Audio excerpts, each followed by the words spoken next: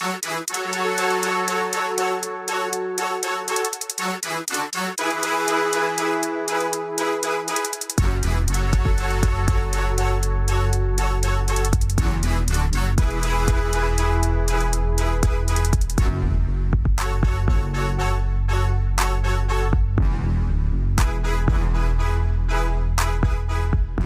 and welcome everyone to The Breakdown with your not-so-humble talking hairdo, Ben. We are coming to you live from the majestic coffee shop at the Neon Parrot Live Studios in the historic downtown Abilene, Texas, the Lean as we call it. I'd like to thank my producer extraordinaire, Sam Wolf, a.k.a. Sammy to me, and Tim, who may have stepped out, but that's okay. We have one heck of a show for you guys today. It's going to be a little shorter in nature than in time than normal due to appointments and such. Big Frank will not be joining us today. We had a little scheduling issue there, which is okay. He's going to join us next week when after the wild card weekend of the NFL playoffs happens, and he's got a big game coming up, the Bears and the Packers for playoff winner go home game, and I know Big Frank's shaking in his boots. The Bears are a better team, but the Packers are their nemesis it's one of the oldest rivalries in football. It goes way, way back. And the Bears are not, as of late, on the right end of that rivalry, but this is a new year. This is 2026. The Bears are a new team.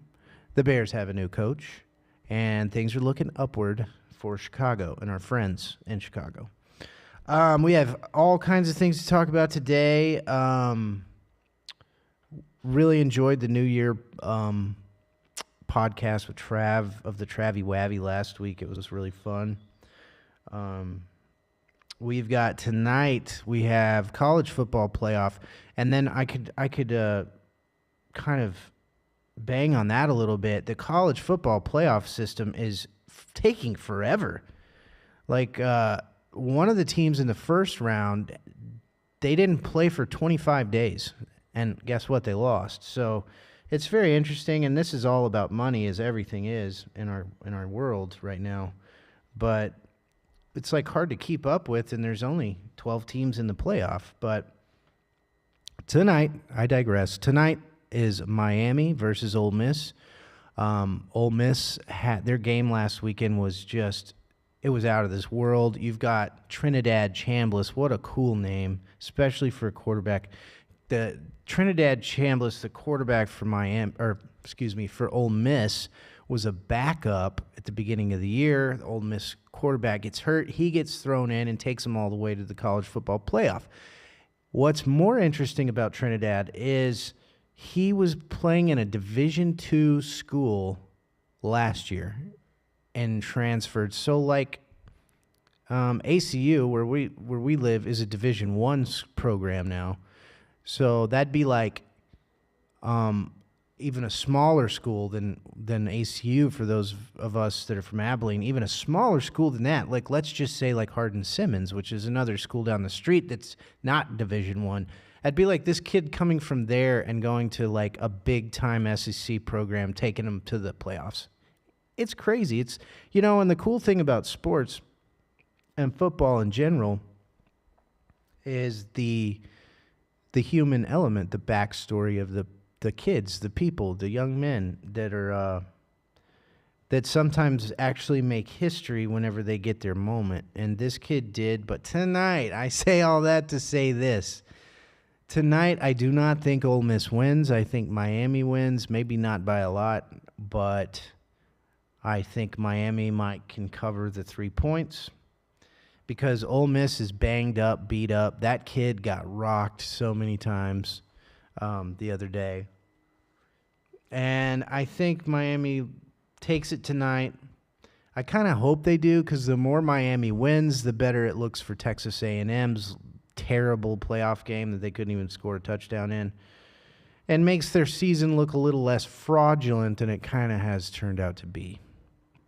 Now, then the next day, tomorrow night, on Friday, at 6:30 p.m.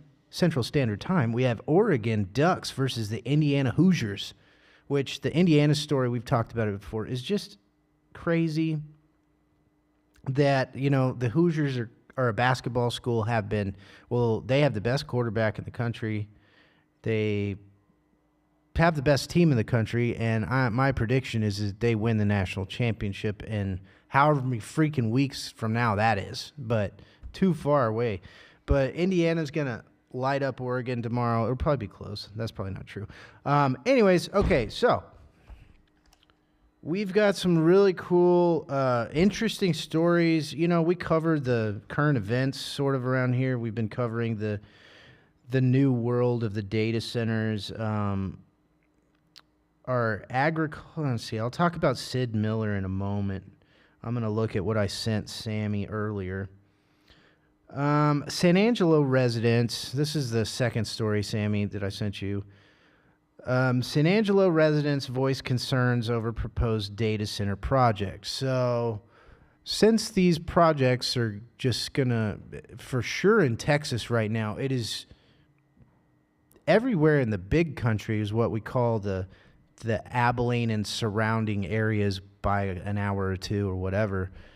Every single community is getting a data center built. And San Angelo has watched us from afar, but close. They're, an hour and a half away from us. And they're like, I don't know about this.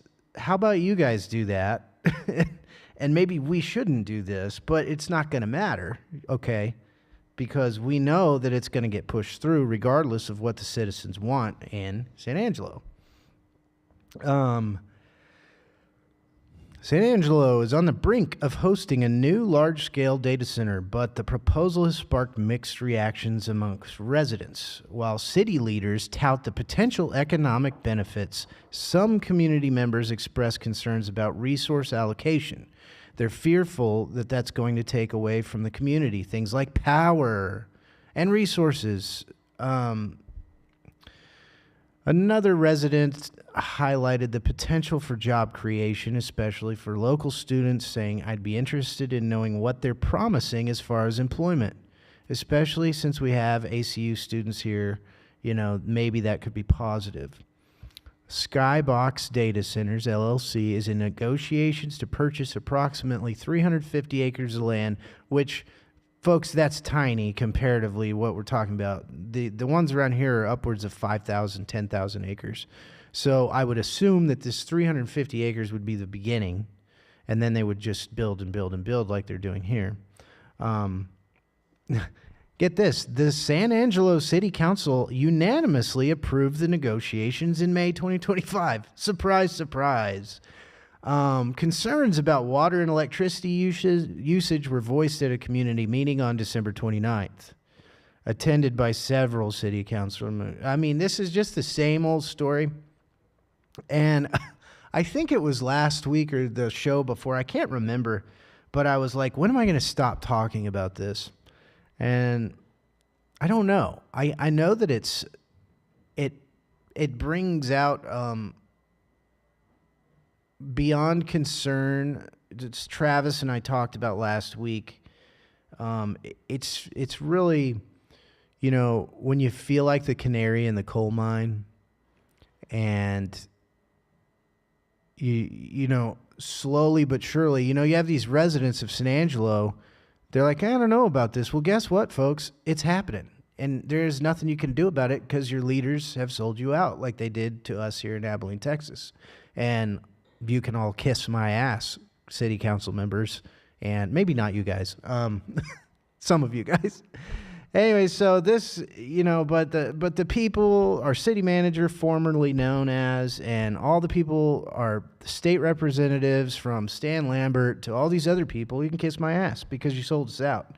And the people that are working right now are the people that are in unions that do not live here.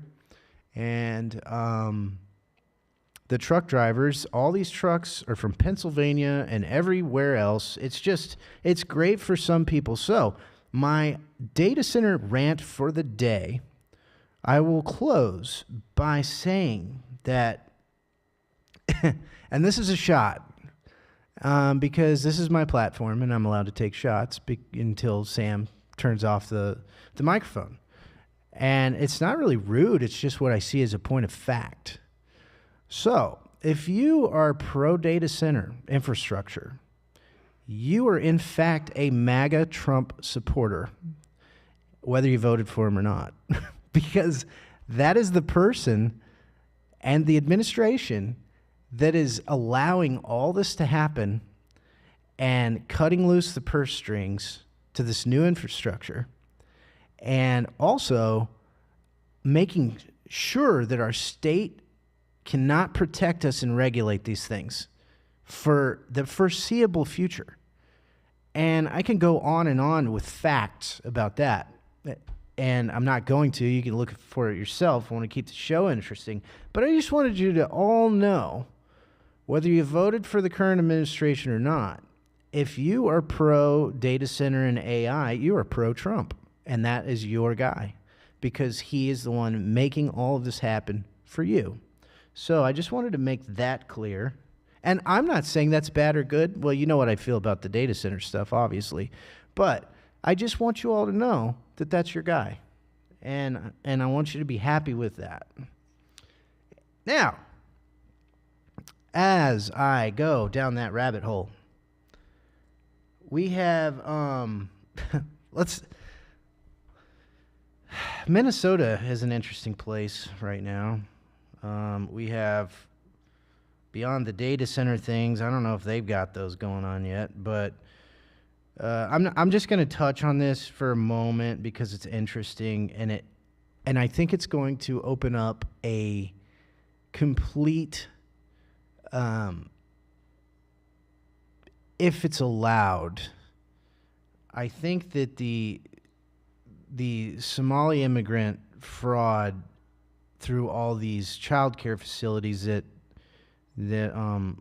allegedly, I'm going to use the term allegedly because there's a lot of people that have made a lot of money on this that are refuting this, the video that went viral the day after Christmas, which we all saw. And if you didn't see it, okay, maybe you didn't see it, but I'm telling you, this went viral like... I didn't see it. We haven't seen it in a long time. Sammy, I'm going to have to look it up real quick. Okay. And I guess maybe, current event seekers like myself and news junkies, we all saw it. But basically what happened was, allegedly, is that all these daycare centers popped up, but there's no kids going to them. And that had been investigated in kind of a private investigator way for some months. And basically, this is all, it appears to be COVID-19 relief money. And so some of these Minnesota Somalians have been convicted in the Feeding Our Future scheme, reportedly enjoyed luxurious lifestyles with money stolen from federal government. Now, the news that is coming is still under some scrutiny, regarding the level of fraud that this could be. But we're talking about, I think the number's in the it could be 100 million, hundreds of millions of dollars. But you can give this a Google, and it's $250 million that they know of now. So I read the New York Post, and these are also SNAP benefits. These are things these are government aid dollars, federal. So the New York Post is saying, hey, wait till you start looking under the New York City stuff and the amount of fraud that we allow happen. And in the meantime, we've got communities that are literally falling apart that could use this money along with all this other money that we send off to all these foreign countries that we could actually be helped with. So, maybe, it is the era of the data center, but maybe it could also be the era of, kind of trying to weed out some of this, some of the fraud, because there's so much fraud in so many different areas. And I don't want to just harp on that, because Minnesota is kind of it's an interesting place. But the governor of Minnesota, who just ran on the Harris ticket, Tim Walz, is basically not running for re-election due to all this happening in his living room. And he is allegedly tied directly to these dollars. So that's interesting. And what do we always say? Politicians are always more wealthy when they get out of politics versus the private sector, and it just happens again and again and again, doesn't it? Now, let's get back local. Sid Miller is our, what is this guy? He's the Texas Agriculture Commissioner. Cowboy hat wearing fella. I don't know what to think about the guy. It's an interesting position, considering that farms and ranches have been getting the bad end of the stick for decades. Okay. Sid Miller proposes new ideas to balance tech growth and protect rural areas from this data center encroachment. You can hear the cynicism in my voice because of what I feel about most politicians, if not all of them. Big country, Texas. Data centers are popping up all over Texas, especially here in the big country. K-Texas spoke with Texas Agricultural Commissioner Sid Miller about the impacts that they have on rural Texas and agriculture. Here's Miller, and I won't do his accent, but you can imagine. It's becoming a problem, Miller said. I mean, we have no guardrails, no oversight, no organization. We have nearly 400 of those now. They're really taking a lot of electricity off of our grid. So electricity rates are going up. People are very concerned about that. They're using a tremendous amount of water. So that's, being agricultural commissioner and the agricultural's largest use of water, we're very concerned about that. Miller said one of the possible solutions could be using SMRs, or small modular reactors, to help power data centers without straining existing resources. Now, the nuclear aspect of all this, maybe this is just a new world, and I'm just a dinosaur, but he's talking about putting these nuclear reactors, putting power back into the grid. They're nuclear reactors, quote, he said, similar to what we use on submarines and aircraft carriers for the last 50 or 60 years, except that these are not highly reactive like those are. Okay, and he knows all about nuclear reactors, right? Because he's the agricultural commissioner. But he's also pushing for the creation of what he calls agricultural freedom zones. Okay. Anyways, it's just like people are, some of our representatives are starting to talk about what in the actual hell is going to power all this. And we are already seeing our electricity bills go up in all of these communities. But it's not because of that. Okay. Today is a cynical show, and that's okay because it's the kind of mood I'm in today. Okay. But we are going to go very positive here in a moment once we kind of get this thing back on track. Oh, yeah, and apparently, don't make fun of the Trump dance, for God's sake, or he will come and snatch you and your wife out of your bed in the middle of the night. If you are a dictator of a narco state such as Venezuela. Now, the thing that I'm really not excited about, being from the family of oil people, is holy crap, what is this going to do to our oil prices? It's going to, for a lot of people, it'll be great because it's going to shoot them way down. But not for me. It's going to be really bad. But anyways, God almighty. That's a crazy story too. I don't have that pulled up right now, but Maduro and wife have been extradited to the U.S. via Delta Force. And wow, it's just there's some really unprecedented things going on in the world all over the place. It doesn't matter what topic you pick. It's like unprecedented.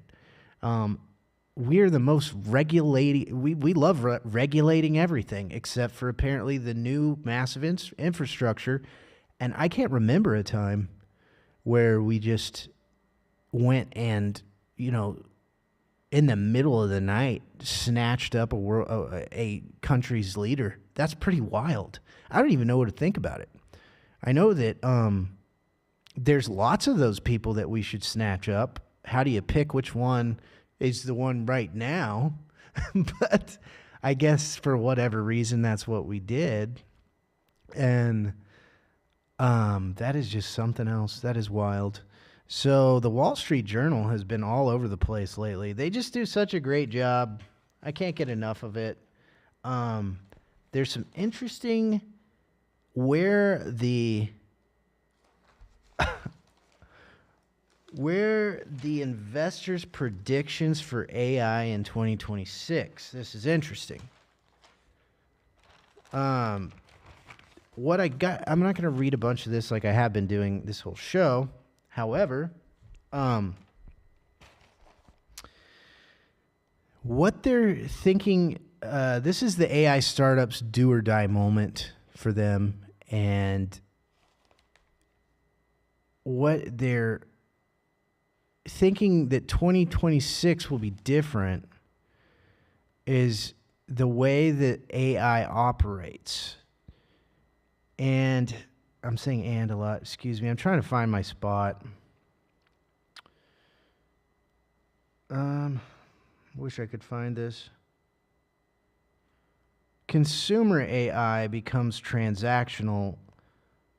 I already use ChatGPT to pick hotels, and the obvious next step is telling it to book the room. So it's going to be a little more autonomous in that. Here it is. AI's next big thing. Jeremy Kaufman, a partner at Scale Venture Partners, 2026 will be the breakout year for visual agents. We've had agents that write emails and summarize documents. Now vision agents can act autonomously in the real world without human review. So essentially, these things are going to need less and less human training, if you will. This is just sci-fi shit, guys. This is so crazy. It's just so crazy. So 2026 is projected to be like the year that all this stuff really comes online in a different way. Okay, let's lighten it. We're gonna lighten it. We're gonna rein it in a little bit. Breakdown. This is interesting. Is the music? There's arguments on how to pronounce this. I prefer biopic, but I think most people say biopic. How about you, Sammy? Are you a biopic guy or a biopic guy? I'm the latter, biopic. Okay. So maybe biopic just sounds like a procedure you're going to go in. It does sound like a procedure, but that's what some of these movies are. It's like being in a procedure. So, okay, biopic. I'll say it. Say how you want to. Some people say pecan. So this article is the music biopic dead. So when I think of biopics, I think of Cash, the Johnny Cash, June Carter Cash story with Joaquin Phoenix, which was incredible. I think of Ray with Jamie Foxx, Ray Charles.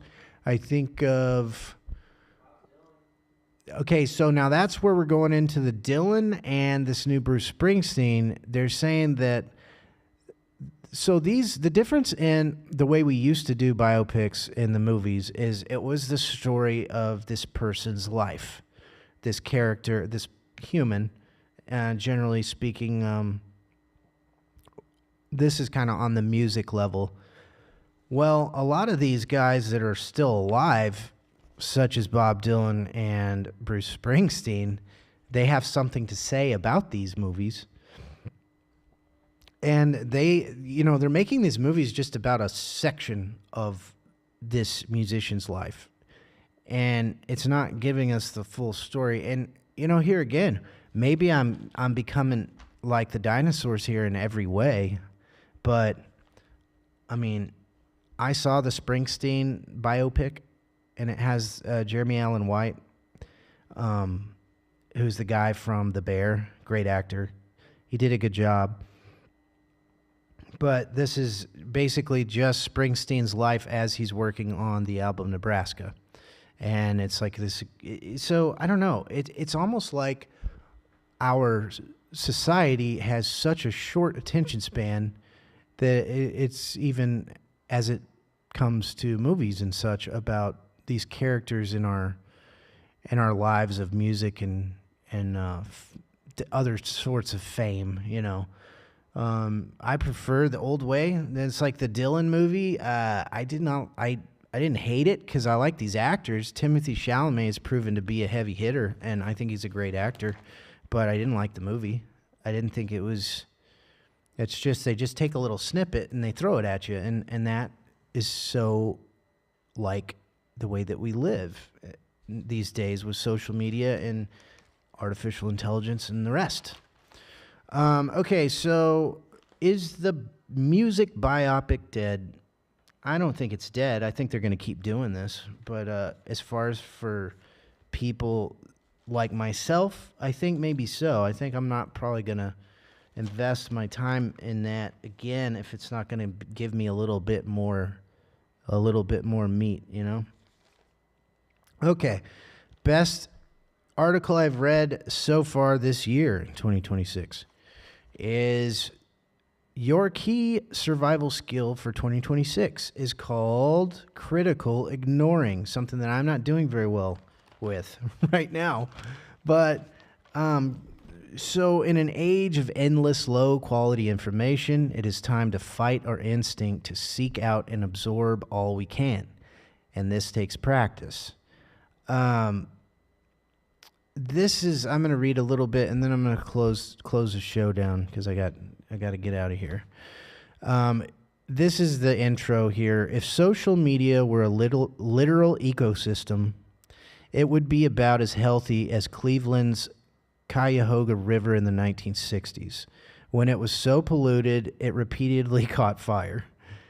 Those conflagrations inspired the creation of the Environmental Protection Agency and the passage of the Clean Water Act. But in 2026, nothing comparable exists for our befouled media landscape, which means it's up to us as individuals to stop ingesting all the pink slime of AI slop. The forever chemicals of outrage, bait, and the microplastics of misinformations for profit in an age in which information on the internet is so abundant and so low quality, that is essentially noise. Its job number one is to fight our evolutionary instinct to absorb all available information and instead filter out unreliable sources and bad data. So I like the analogy of a polluted, Cleveland River as far as our information. But this is very interesting. It's talking about critical thinking and how I kind of want to borrow that for that Mr. Beast formula down at the bottom there. What's that? I want to borrow your paper for that headline at the bottom there, Mr. Beast Mr. Beast formula. Yeah. Yeah. I'd be interested in seeing how we maybe monetize off this stream a little bit. Yeah, Mr. Beast has figured out how to make bazillions of dollars. Remember that your attention is a scarce resource, how draining it is, the use of social media. A pioneering 2021 study found that just 30 minutes of phone scrolling tires us out psychologically, actually reducing our ability to exercise. One 2022 paper concluded that a half hour of social media use before training caused enough mental fatigue to affect the hand-eye coordination of elite volleyball players. where we're going is not good. And there is a solution, and it only takes some of us to do that. One of my New Year's resolutions that I talked to the Travie Wavy about last week was I wanted to get out into nature more and to spend more time using my 5 senses in the woods, some as a hunter, some as just an observer. And I got to do that the other day. And actually, like 3 days in a row, I was crawling through the woods, getting nicked up by all the brambles and the briars and the thorns, and it felt great. And most of the time I didn't know what I was doing out there. I just was doing it, and that felt great. And I'm trying to unplug a little bit more, although this entire show has been me just raging on the current state of things. And so I'll kind of slow the show down and conclusion to I have all but unplugged from social media except for this YouTube stuff, which is typically I watch videos of things and other podcasts. But getting out into nature, doing some more camping, doing some more ethical hunting is something that I have hit the ground running with, and it does make me feel better. But I guess my goal for the end of, maybe 2027 would be to not live, man, it's probably going to have to be 2028, guys. 2028, to not live in a community that is surrounded by data centers. How about that? That's going to be one of my goals. And join me in Hawaii. Yeah, right. Sammy's thinking about buying land in Hawaii and starting a commune, and I'm not against it. Not at all. Eat fish all the time. Heck yeah. So as we move forward, I will continue to cover this. There's about to be a lot more sports, and I would have been more sports heavy had Big Frank joined us. But anyways, all this stuff has just been on my mind because it's different for those of you watching that this isn't taking place in your living room. Like last night, I tried to go out to dinner, and there's 25 men standing outside of the restaurant that I'm trying to get into. And none of them are from here. When you live in a community like this, you can tell who's from around here, if you will. And I don't see any women in these crowds. I'm a foodie, admittedly. I like to go out to eat. I like to... they're taking our jobs and they're taking our women. But yeah, they're taking our women. But what's interesting is, and I thought about this the other day, and the restaurant owners here are just doing great right now. And for that, I'm happy for them because these men like to go out to eat, and they spend a lot of money. They buy a lot of wine that hasn't moved off of these shelves in maybe ever. And so that's good. I'm happy for those small businesses that are profiting from this. So don't get me wrong there. However,